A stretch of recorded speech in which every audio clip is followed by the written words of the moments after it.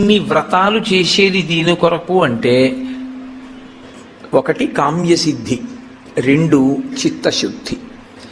ఏ కోరిక లేకపోతే చిత్తశుద్ధి కొరకు చేసినట్టు, ఏదైనా కోరికతో చేస్తే కామ్యంతో చేసినట్టు.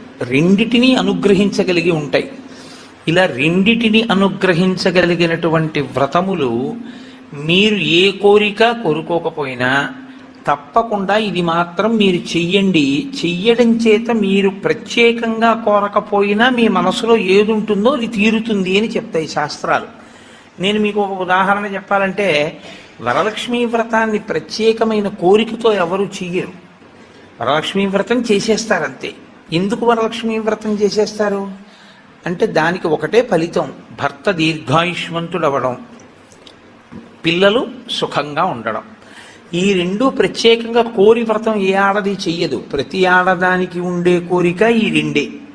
కాబట్టి వరలక్ష్మీ వ్రతం ప్రత్యేకంగా చెయ్యాలా కోరికతో, లేకపోతే ఏ కోరిక లేకపోయినా చెయ్యాలా అంటే ఆ కోరిక నీకు ఎప్పుడూ ఉంటుంది. కాబట్టి వరలక్ష్మీ వ్రతం చేయడమే.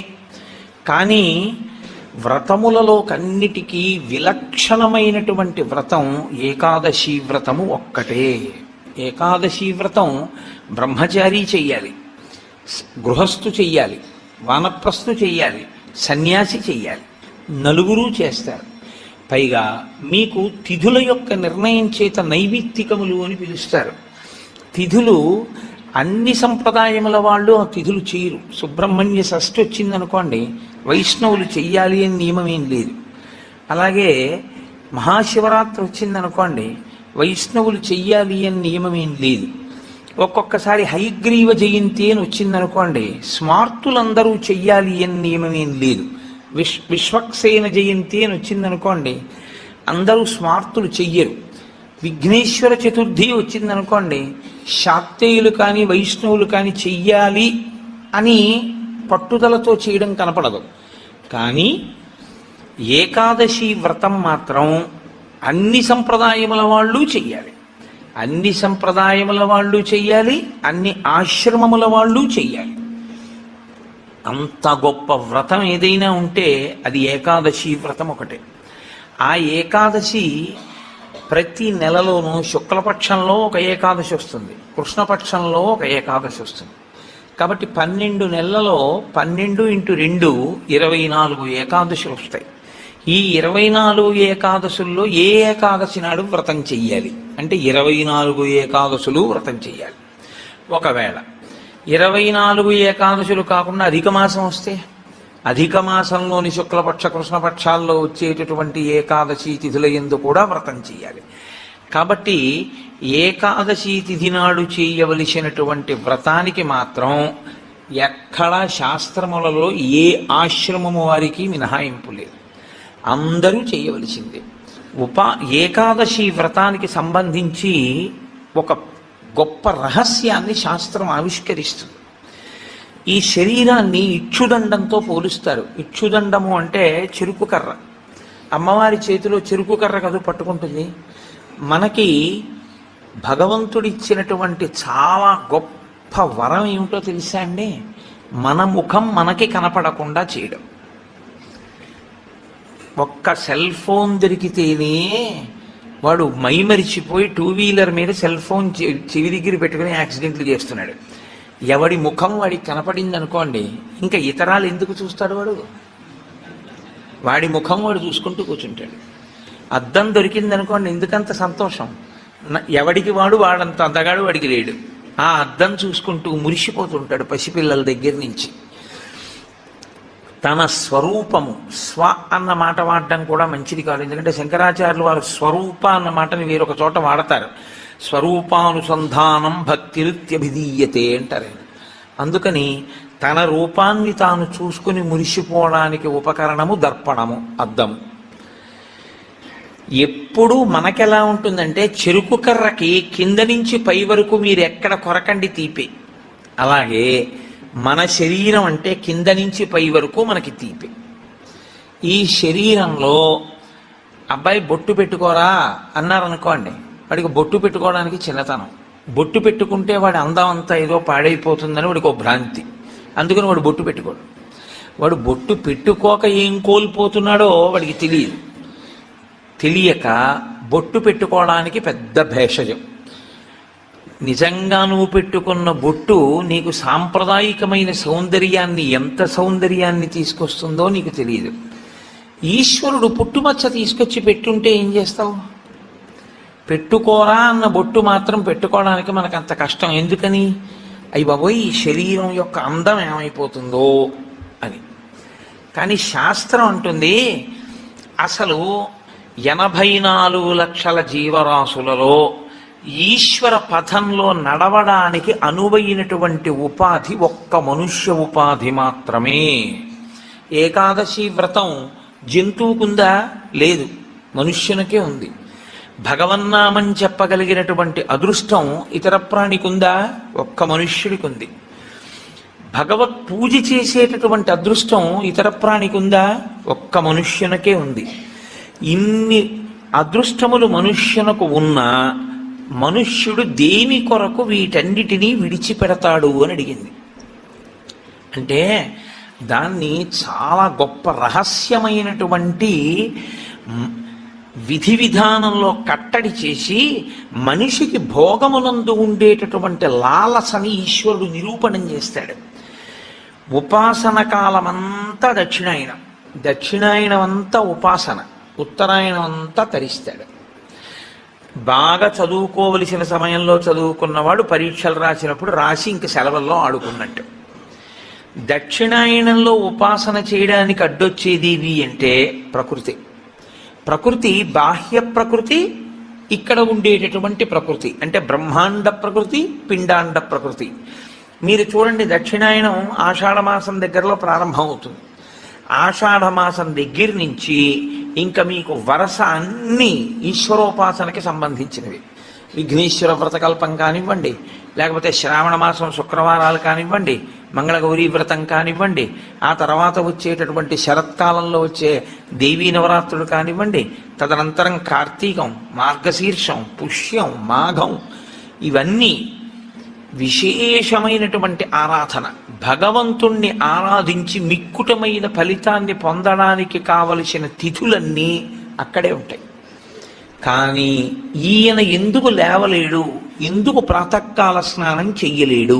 ఒక్కటే కారణం, గాలి అక్కర్లేదు, ఉన్న తలుపులు వేసేస్తే చాలు. కొత్తగా ఏసీ అక్కర్లేదు, ఓ పల్చటి దుప్పటి మీద పడేసుకుంటే చాలు, చక్కగా నిద్ర పట్టేస్తుంది. తెల్లవారకట్ట లేవలేడు, సంధ్యావందనం చేయలేడు, కార్తీక సోమవారం నువ్వేమీ చేయక్కర్లేదు, స్నానం చేయలేడు, దేవాలయానికి వెళ్ళలేడు, ఉపవాసం ఉండలేడు. ఎందువల్ల ఉండలేడు అంటే బయట ప్రకృతి దీన్ని సుఖపెట్టడానికి అనువైన రీతిలో ఉంటుంది. ఆ కాలం అంతా ఉండడంలో ఏమవుతుందంటే సుఖలాలసకి అలవాటు పడి దీన్ని కష్టపెట్టడానికి ఇష్టపడడం. కానీ శాస్త్రం అంటుంది నీకు బెల్లం కావాలి, పంచదార కావాలి, చెరుకు కర్ర ఉంటే వస్తాయి, మంచిదే. కానీ చెరుకు కర్ర ఒక్కటి అక్కడ పెట్టి నువ్వు బెల్లంగా మారు అంటే మారుతుందా? మారదు. నువ్వు పంచదారగా మారుతుందా? మారదు. కానీ బెల్లం కానీ పంచదార కానీ కావాలి అనుకున్నవాడు చెరుకు కర్రని మరలో పెట్టి తిప్పవలసి ఉంటుంది, తప్పదు. చెరుకు కర్రని మరలో పెట్టి తిప్పితే చెరుకు కర్ర పిప్పి అయిపోతుంది.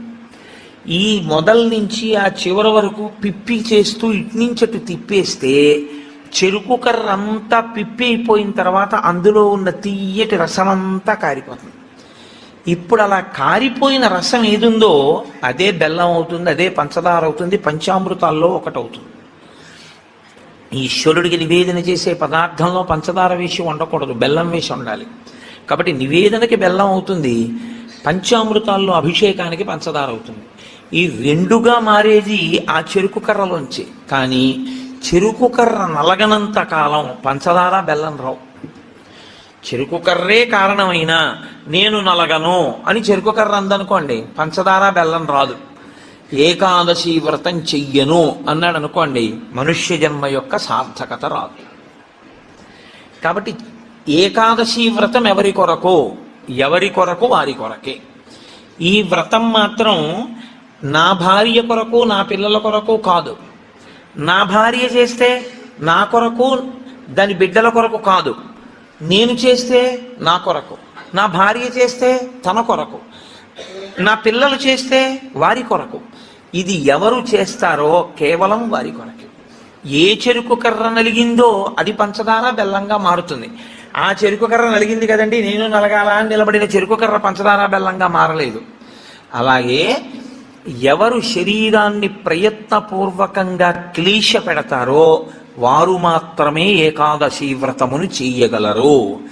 క్లేశము అనుభవించడానికి ఇష్టము లేనివారు ఏకాదశి వ్రతము చెయ్యలేరు. అందుకే ప్రతి శుక్లపక్షంలో ఈశ్వరుడు కృష్ణపక్షంలో ఏకాదశి తిథిని ఎందుకు నిర్ణయం చేశాడో తెలుసా అండి? ఒక్కటే కారణం. మనకి ఏకాదశి అన్న మాటకి 11 అని అర్థం. ఏకాదశి 11 అయితే క్లేశ పెట్టడము అన్న మాటకున్న అర్థం ఏమిటంటే, మీరు ఏమీ చెయ్యొద్దు, ఇలాగే కూర్చోండి, ఒక 4 గంటలు లేవద్దు, ఇలా కూర్చోండి అన్నాను అనుకోండి, ఇది పెద్ద కష్టమే ఉందండి అనిపిస్తుంది ముందు. కానీ ఓ అరగంట అయ్యాక బోల్డ్ అన్ని పనులు ఉన్నాయి, ఏమిటో ఇలా కూర్చోబెట్టాడు, ఉత్తినే ఇలా కూర్చోవడం వల్ల ఎన్ని పనులు పోతున్నాయి, కూర్చోవడం ఏమిటి అనిపిస్తుంది. ఓ గంట పోయాక నాకేమీ అక్కర్లేదు కానీ కాస్త ఈ కాలు తీసి ఈ కాలు పైకి ఎత్తనిస్తే చాలు అనిపిస్తుంది. కూర్చోలేడు. ఈ శరీరాన్ని అలా మీరు కూర్చోవడానికి అనువుగా 4 గంటలు కూర్చోబెట్టగలిగారనుకోండి, క్లేశపడి అయినా ఆసనం మారకుండా, పూజలోంచి పైకి లేవకుండా, ఆవలించకుండా, ఒళ్ళు విరవకుండా మీరు పూజా మందిరంలో కూర్చోగలిగితే, శరీరము క్లేశపడుతోందని తెలిసినా మీరు దాన్ని అలా కూర్చోపెట్టగలిగితే, మీ శరీరము కన్నా మీ మనసు పైన నిలబడి అధికారాన్ని పొందింది అని గుర్తు. ఎందుకు అంటారేమో, ఇది నలుగుడు పడకుండా, ఇది క్లేశపడకుండా ఇది వెళ్ళదు. ఇది శాస్త్రంలో పరమరహస్యం. ఇది అసలు వచ్చినది ఎందుకు అంటే, 2 కారణాల కోసం ఈశ్వరుడు దీన్ని ఇస్తాడు. తరించాలి అన్న ఉద్దేశ్యం తనంత తాను పొందని వాడికి ఈ శరీరం రావడం వల్ల వచ్చే ప్రయోజనాలు 2. ఒకటి, పూర్వజన్మలో చేసుకున్న పుణ్యము క్షయమైపోతుంది, పూర్వజన్మలో చేసుకున్న పాపము క్షయమైపోతుంది. ఈ 2 జరుగుతాయి. ఎలా జరుగుతాయని మీరు అడుగుతారేమో. దీనికి ఏదో అనారోగ్యం వస్తుంది, ఈ మోకాలు నొప్పెడుతుంది, అబ్బా మోకాలు నొప్పిగా ఉంది, మోకాలు నొప్పిగా ఉంది, మోకాలు నొప్పిగా ఉంది అంటాడు. అసలు శరీరం అన్నది లేదనుకోండి, నొప్పిగా ఉందని బాధపడడానికి మీకేముంది? మీరు బాధపడడానికి ఏం లేదు. మీరు బాధపడాలి అంటే మీకు శరీరం ఉండాలి. శరీరం ఉంటే మనసు ఉంటుంది. అప్పుడు మనసు ఎప్పుడు బాధపడుతుంది? నా కూతురు ఏదో బాధపడితే నా మనసు బాధపడుతూ ఉంటుంది. నేను చేసుకున్న పాపపుణ్యాలు పోవాలి అంటే ఈ శరీరంతోనే నేను పోగొట్టుకోవాలి. నేను అలా ఓ భవనాన్ని చూపించి ఇది నాదే, ఇది నాదే, ఇది నాదే అంటున్నాను అనుకోండి, నా పుణ్యం పోతూ ఉంటుంది. ఎందుకంటే మీరు ఎంత పొంది ఉన్నారో అంత వలన ఈశ్వరుడు అంత పుణ్యాన్ని క్షయం చేస్తాడు. నీకు ఇంత పుణ్యం చేశావు, అది పోతే ఇదిగో ఇంత నీకుంది అన్న అధికారం ఇస్తాను. ఇన్ని మాటలు నాదని నువ్వు అనొచ్చు. ఇంత పుణ్యం నీకు పోతే ఇంత సుఖాన్ని నువ్వు అనుభవించవచ్చు. అందరూ ఒకడు కష్టపడి నడిచెడుతున్నాడు, అంతకన్నా ఒకడు సైకిల్ మీద ఎడుతున్నాడు, అంతకన్నా తేలిగ్గా ఒకడు స్కూటర్ మీద ఎడుతున్నాడు, అంతకన్నా తేలిగ్గా ఒకడు కారు మీద ఎడుతున్నాడు, ఇంకా తేలిగ్గా ఒకడు కబుర్లు చెప్పుకుంటూ రైల్లో వెడుతున్నాడు, ఏసీలో, ఇంకా తేలిగ్గా గంటలో ఒకడు విమానంలో వెడుతున్నాడు. భోగమునందు స్థాయి మార్పులో ఈశ్వరుడు పుణ్యాన్ని క్షయం చేసేస్తాడు. అంటే నీవు అందులో ఎంత కష్టపడవలసి ఉంటుందో అంత కష్టాన్ని దాటేస్తావు. ఓ 1000 కిలోమీటర్లు ప్రయాణం చెయ్యవలసి వస్తే, నిజంగానూ పాదచారి అయి నడవవలసి వస్తే పడవలసిన క్లేశాన్ని 2 గంటల్లో ఓ సీట్లో కూర్చుని ఏసీలో పేపర్ చదువుకుని వెళ్ళిపోయావు. వెళ్ళిపోవడం వరకు బాగానే ఉంటుంది, వెళ్ళిపోయిన కారణం చేత నీ పుణ్యం క్షయమైపోతుంది. నిన్ను విమానంలో పంపించానా లేదా 2000 కిలోమీటర్లు? ఉత్తినే వెళ్ళావా?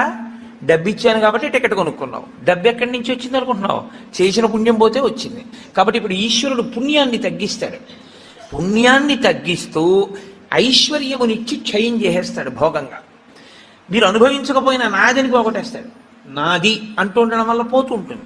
ఇప్పుడు పెద్ద ప్రారంధం ఎక్కడొస్తుందంటే గత జన్మలలో చేసిన పుణ్యం క్షయమైపోయి వారసుడికి ఆస్తిగా వెళ్ళిపోతుంది. మీరు కొంచెం జాగ్రత్తగా నేను చెప్పే తర్కాన్ని పట్టుకోవాలి. ఓ 1,00,000 రూపాయలు కష్టపడి కష్టపడి కష్టపడి కష్టపడి కష్టపడి దాచాడు. ఇదంతా నాది నాది నాది, నేనెవరికి ఇవ్వనన్నాడు. వెళ్ళిపోయాడు. ఎవరికి ఎడుతుంది అది?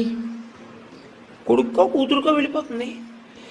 ఇప్పుడు 1,00,000 రూపాయలు మిగిలింది అంటే ఆయన పుణ్యం ఏమైంది? పోయింది. జీవుడు పుణ్యం.